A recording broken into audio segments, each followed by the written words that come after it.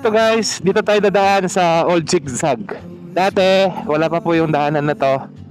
Ito pa lang yung nag-iisang daanan ng mga malaking truck, mga bus. Nung araw po ay nakakalungkot na meron po itong story na may ilan-ilan pong bus na nahulog po sa bangin. Kaya po ito tinawag na zigzag dahil po bitok ang manok yung kalsada po dito. Kaya ngayon dito po tayo dadaan para ipakita sa inyo na yung update dito na hindi na po to ganun kadelikado tulad po dati. Kasi naalala ko noon nung maliit pa ako, pag umuwi kami sa Balabac ay sumasakay kami ng bus, dito kami dumadaan.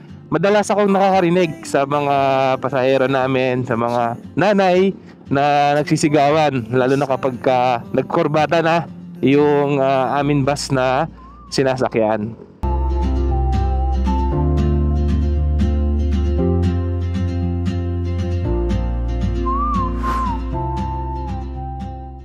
Hindi ko lang alam kung ilan bus na yung nahulog dito nung panahon noon. At nakikita nyo naman ngayon ay maayos na yung zigzag.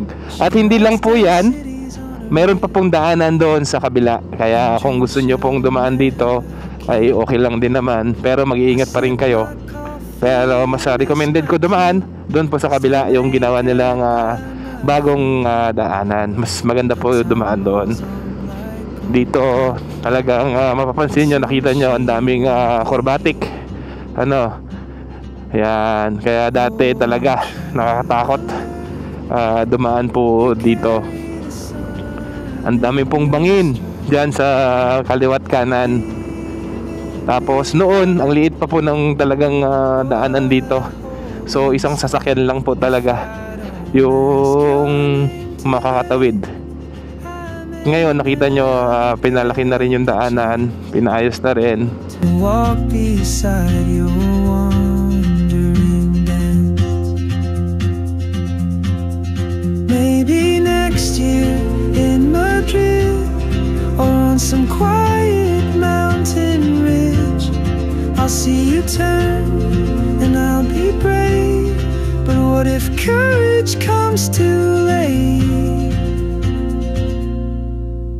Oh traveler, the world is your open gate, and I just stood afraid of fate. If I don't take that step today,